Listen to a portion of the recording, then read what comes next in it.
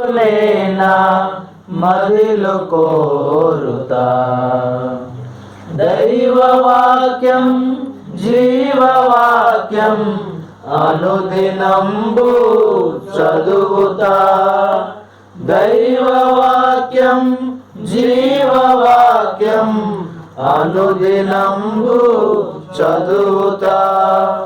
ప్రభువు మాట నాదు బాట విభునితో మాట్లాడుతా.